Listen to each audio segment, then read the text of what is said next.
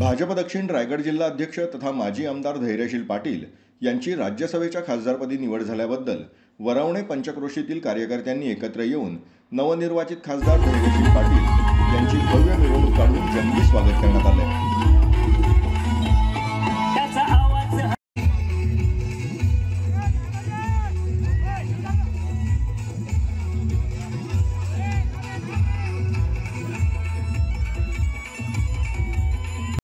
त्यामुळे आपल्या दादांचा आपण व्यवस्थित आणि आपल्याला आनंद वाटेल असं आपण या ठिकाणी स्वागत आणि सन्मान करूया। सुदर्शन की 25 वर्ष आमदार निवडून आणायचा, 10 वर्ष आमदार या ठिकाणी निवडून आणायचा आणि आता धैर्यशील पाटील खपला अशी लोक अख्ख्या बाजारात असताना सुद्धा अचानक टीव्हीवरती बातमी येते की डोंगरा असलेला धैर्यशील पाटील राज्यसभेवर या ठिकाणी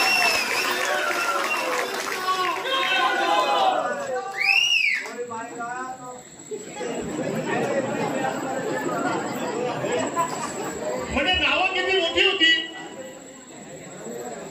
जी नावं थांबदाराचा मला बोलते जी नावं या महाराष्ट्राच्या राजकारणाच्या पटलावर उंच आणि मोठी मोठी नावं या ठिकाणी होती आणि त्याच्यामुळे आपला धैर्यशील दादा या ठिकाणी कसा काय त्याची नियुक्ती होईल अशी चिंता तुमच्या आमच्या सर्व मंडळींच्या मनामध्ये या ठिकाणी होती। पण मी तुम्हा सगळ्या मंडळींना सांगेन की हे सर्व या ठिकाणी धैर्यशील पाटलाचं नाव या ठिकाणी जाहीर झालं याला कारण असं होतं की या डोंगरपट्टीचं पाणीच या ठिकाणी विस्कळीत झालं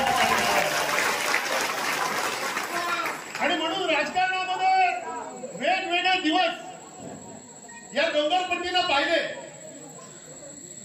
80च्या काळामध्ये ज्यावेळी मोहनबाईंना 2 वेळा या ठिकाणी पराभव पत्करावा लागला त्यावेळी मोहनबाईंचं नेतृत्व आता पुढे येणार नाहीच अशा पद्धतीची जेव्हा खात्री होती त्यावेळी सलग 5 वेळा आपण या ठिकाणी आपण या ठिकाणी निवडून आलो। त्यानंतर निनिवा पाटलाच्या रूपाने तुम्ही अध्यक्षाला जिल्ह्याला एकदा या ठिकाणी दिला।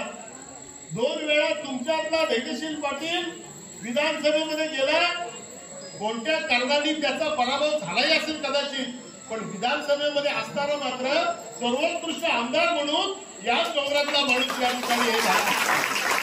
आणि म्हणून मी तुम्हाला सर्व मंडळींना निश्चितपणाने सांगेन की कोण आमदार झालाय कोण खासदार झालाय मला याची कल्पना आहे की हा तुमचा जो काय सत्कार विस्तार हा काय कोण काय खासदार विस्तार झालाय म्हणून तुम्ही केलेला नाही तर तुमचा माणूस कोणतरी झालेला आहे म्हणून हा केलेला आहे याची मला जाणीव आहे।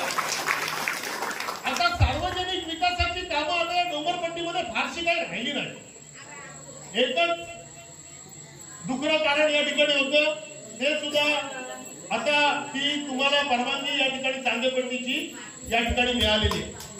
आता डोंगरपट्टीत रस्ता कुठं राहिलेला आहे असं काही राहिलेलं नाही, पण केलेले रस्ते खराब होतील तेही आपण निश्चितपणानं या ठिकाणी करू, समाज मंदिरं करू, पाण्याच्या योजना करू, सगळ्या या गोष्टी आपण निश्चितपणानं करू। पण मित्रांनो हे जरी झालं असलं तरी डोंगरापट्टीमध्ये असलेला कार्यकर्ता असलेला माणूस हा त्याचं आयुष्य सुद्धा या ठिकाणी सुखी व्हावं हा पुढचा टप्पा आपल्याला या ठिकाणी विचार बघावा लागेल। आणि म्हणून हा पुढचा टप्पा बघत असताना केवळ कंपनी आणायला लागतील, कंपनी आणू, पण डोंगरात कुठली कंपनी येईल? कंपनी येताना ती कुठे येईल? ती रस्त्याला येईल। कंपनी येताना ती कुठे येईल?